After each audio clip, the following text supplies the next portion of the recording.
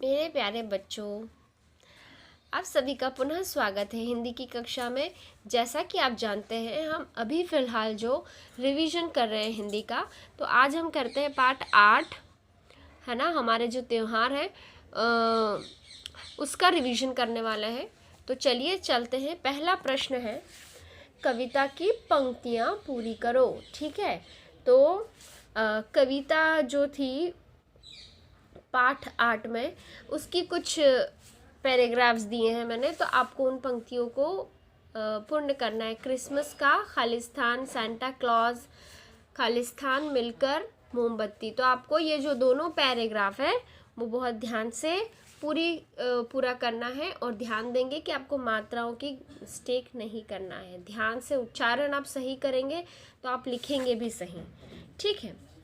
प्रश्न दूसरा, नीचे दिए संज्ञा शब्दों से कविता के खाली स्थानों को भरो। संज्ञा मतलब नाउन।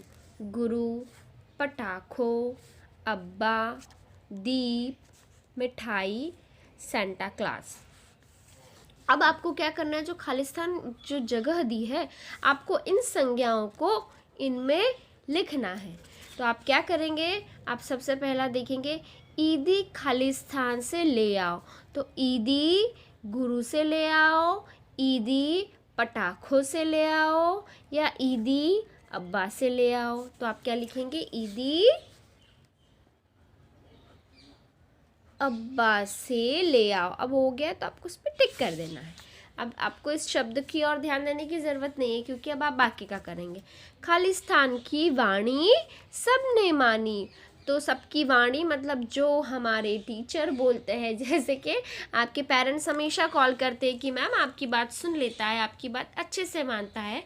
तो बेटा, सबसे पहले गुरु, हम गुरु हैं आपकी, हम आपको पढ़ाते हैं, पर सबसे पहले गुरु आपकी अपनी मम्मा हैं, आपके पापा हैं। क्योंकि जब आप छोटे रहते हैं तो आपको छोटी छोटी सी चीज़ें सिखाना, किससे कैसे बात करना है, घर में कौन कौन सदस्य है, आपको कैसे रहना है, कैसे बोलना है, कैसे चलना है, ये सब आपके माता पिता आपको सिखाते हैं। तो सर्वप्रथम सबसे पहले आपके गुरु आपके परिवार वाले होते हैं। सबसे पहले आपके मम्मी पापा, दादा दादी, ठीक है। और फिर छोटा बड़ा जो भी जिससे हम जो से सीखते हैं वो हमारे गुरु हो जाते हैं। पर इसमें लिखा है गुरु की वाणी सबने मानी। गुरु की वाणी तो आप मानते हैं, पर मेरी एक शिकायत आप सभी बच्चों से है कि आप अपने मम्मा पापा का कहना नहीं मानते। तो मैं चाहती हूँ कि कभी इस तरह, मुझे नहीं अच्छा लगता है जब पेरेंट्स बोलते हैं कि मैम मेरी बात नहीं सुनता है। मैं चाहती हूँ कि आप अपने मम्मा पापा की बात पहले सुने। ठीक है। तो आप लिखेंगे यहाँ पे, गुरु की वाणी सबने मानी। खालिस्तान को ना हाथ लगाओ। किसको हाथ नहीं लगाना है, खालिस्तान उपहार है लाया, ल लिखा हुआ है। तो आपको इन शब्दों को यहाँ से चुनना है और सही जगह पर आपको लिखना है। अब प्रश्न तीसरा चलते हैं, निम्नलिखित प्रश्नों के उत्तर दो। दिवाली पर हम क्या जलाते हैं। अब आप अच्छे सुंदर अक्षरों में उत्तर लिखेंगे। होली पर हम क्या करते हैं, क्या करते हो आप लोग होली पे, आपको उसका उत्तर लिखना है। ईदी पर हम क्या करते हैं, और त्योहार मनाने से क्या होता है। ठीक है। तो आप इन सभी, मैंने खालिस्तान जगह नहीं छोड़ी है, खाली जगह आपको खुद से लिखना है। प्रश्न चौथा, अपने प्रिय मित्र की को बधाई पत्र लिखो। अब देखो, जैसे मैं आपको बताती हूँ पत्र कैसे लिखना है आपको। आप बड़े होंगे तो आपको किसी और तरीके से लिखना है, पर अभी मैं आपको सिंपल तरीका बताती हूँ जैसे आपके बुक में दिया हुआ है। ठीक है बेटा। तो आपको अपना प्रिय मित्र, आपका जो बहुत अच्छा बेस्ट फ्रेंड है आपका, आपको उसको अगर बोला है कि पत्र लिखो, उसको बधाई देना है, तो क्या लिखेंगे आप, सबसे पहले लिखेंगे प्रिय मित्र, है ना। अब ये मैंने लिखा है, आप इसके अलावा कुछ और भी लिख सकते हैं। ये सिर्फ हमारे थॉट्स पे, हम कैसा सोचते हैं वो लिखा है। तुम्हारा पत्र मिला, जैसे मेरे फ्रेंड ने मुझे कोई पत्र लिखा हो तो मैंने उससे बोला कि तुम्हारा पत्र मिला, मुझे यह जानकर बेहद खुशी हुई कि तुम इस साल भी परीक्षा में प्रथम यानी पहले नंबर पे, इस साल भी परीक्षा में प्रथम रहे।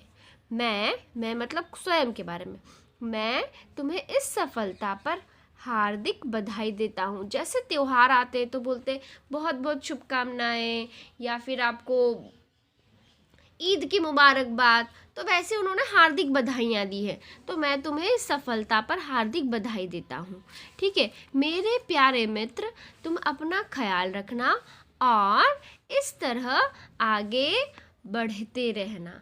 ठीक है, तो ये हमारे थॉट्स थे, मैम ने ऐसा सोचा, मैम ने ऐसा उसे लिख दिया। ठीक है, आपको पर थोड़े से अच्छे से, आप ऐसे नहीं कि तू मेरा दोस्त है, तूने मुझे ऐसे नहीं, आपको अच्छे से अच्छे शब्दों में तुम, तुम्हारा, आप, ऐसे शब्द आपको यूज़ करने हैं। ठीक है, क्योंकि आप किसी को पत्र लिख रहे हैं। और अंत में आप लिखेंगे तुम्हारा मित्र राजेश शर्मा। अब मैंने ये ऐसे किसी और का नाम लिख दिया है, आप वहाँ एग्ज़ाम में आप अपना नाम भी लिख सकते हैं, किसी और का नाम भी लिख सकते हैं। तो ये एक छोटा सा तरीका है बेटा, इसमें हम हमारी फीलिंग्स को, हमारे इमोशंस को, हमारी जो भावनाएं हैं, हम उनको व्यक्त करते हैं, हमारे मित्र को बताते हैं। जैसे मेरे मित्र ने मुझे पत्र लिखा था कि मैं परीक्षा में सफलतापूर्वक प्रथम स्थान पर आया हूँ, तो मैंने उसको रिटर्न करा, ये पत्र लिखते हो कि मुझे तुम्हारा पत्र मिला और ये जानकर बहुत खुशी हुई कि तुम इस साल भी परीक्षा में प्रथम आए हो और तुम्हारी सफलता पे तुम्हें बहुत बहुत बधाइयाँ, इस तरीके से।